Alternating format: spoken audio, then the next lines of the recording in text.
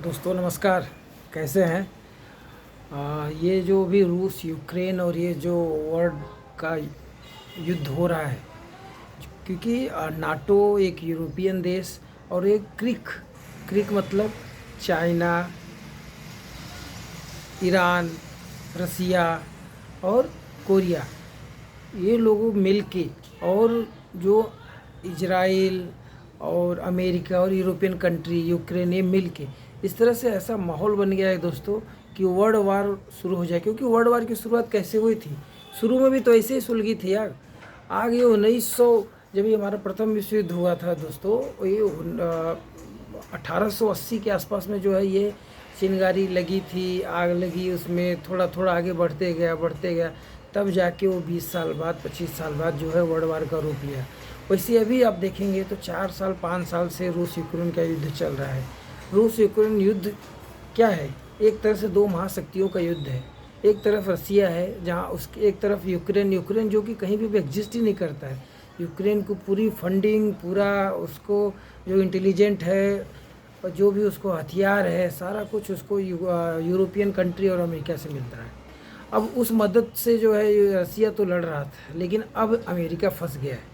दोस्तों मैं आपको बता रहा हूँ कि अभी अमेरिका को ना उस खाते बन रहा है और ना तो निगलते बन रहा है, ना तो उगलते बन रहा है, जैसा गांव में कहा जाता है।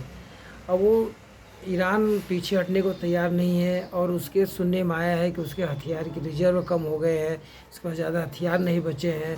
और जिस तरह से रसिया इंटेलिजेंट प्रोवाइड कर रहा है, जिस तरह से चाइना प्रोवाइड कर रहा है, अमेरिका पूरी तरह से निस्ते नाबूद हो सकता है इसमें, और हो सकता है वर्ल्ड ऑर्डर चेंज हो जाए और कहीं भी। और लोग बोल रहे हैं कि अरे अमेरिका है, नहीं हो पाएगा तो परमाणु बम छोड़ देगा। लेकिन मैं दोस्तों बता रहा हूँ, अगर एक भी परमाणु बम को अमेरिका छोड़ता है तो रसिया इसी तो फिराक में बैठा है।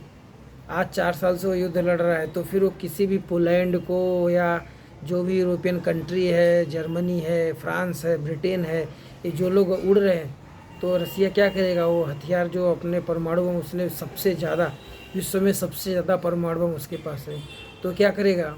अगर एक उधर से छूटा तो फिर वो पूरी तरह से यूरोपियन कंट्री को निस्ते नाबूद कर देगा। तो अमेरिका मुझे नहीं लगता है किस तरह की गलती करेगा। अब देखो क्या करता है अमेरिका। समझौता करने के लिए पूरी तरह से जो है परेशान है कि कैसे भी समझौता हो जाए और उसको एग्जिट मिल जाए। क्योंकि अमेरिका में मिड टर्म चुनाव भी है, और जो अमेरिकन राष्ट्रपति ट्रंप का रैंकिंग है, वो रेटिंग दिन ब दिन गिरते जा रहा है और वो अप्रूवल रेटिंग के नीचे आ गया है उनका। क्योंकि ट्रंप ने जो है जब भी चुनाव लड़ा था तभी उनका यही नारा था ना कि भारत को हम अननेसेसरी, अमेरिका को हम अननेसेसरी क्यों युद्ध में उलझाएं, हम हर जगह से युद्ध से अपने विड्रॉ करेंगे, अपने सैनिकों को बचाएंगे, हम अपने पैसे को बचाएंगे। लेकिन वो उल्टा और भी उलझते जा रहे हैं। तभी तो युद्ध हो रहा था और अभी तो विश्व युद्ध की आहट दिख रही है। तो देखो दोस्तों आगे क्या होता है। ईरान और अमेरिका का युद्ध अभी और इंटेंसिफाई होगा और भी तेज़ होगा, और इधर रूस और यूक्रेन दोनों में भी जो है युद्ध का इंटेंसिफाई बढ़ते जा रहा है। तो देखते हैं क्या होता है। जैसा कुछ रहेगा आपको अपडेट किया जाएगा। जय हिंद, जय भारत।